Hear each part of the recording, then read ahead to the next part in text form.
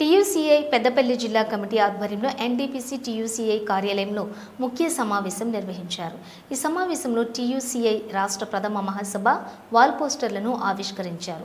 ఈ సందర్భంగా టీయూసీఐ పెద్దపల్లి జిల్లా ఉపాధ్యక్షులు పుల్లూరి నాగభూషణం హాజరై మాట్లాడుతూ అహ్మదాబాద్లో జరిగిన విమాన ప్రమాదం పూర్తిగా మోడీ ప్రభుత్వం అనుసరించిన ప్రైవేటీకరణ విధానాల మూలంగానే జరిగిందని ఆరోపించారు. అలాగే జూన్ 21, 22వ తేదీల్లో నిజామాబాద్లో జరిగే రాష్ట్ర సభలను జయప్రదం చేయాలని కార్మిక వర్గానికి పిలుపునిచ్చారు.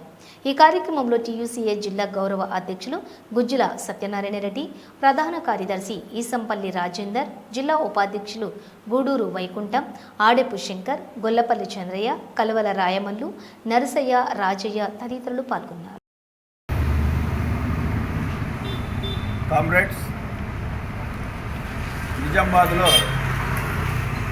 తలపెట్టినటువంటి ప్రథమ బహిరంగ సభకు సబ్బండ వర్గం కార్మిక లోకానికి తెలియజేయలేదు ఏమనగా సిపిఐఎంఎల్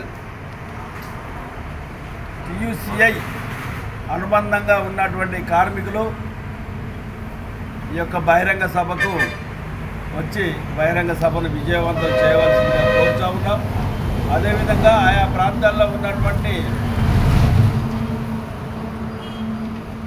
పార్టీ శ్రేణులు, పార్టీ నాయకులు ఉన్నటువంటి నాయకత్వానికి తెలియజేసి కార్మిక లోకానికి ఈ యొక్క బహిరంగ సభ విషయంలో తెలియజేయడానికి ముందుండాలి.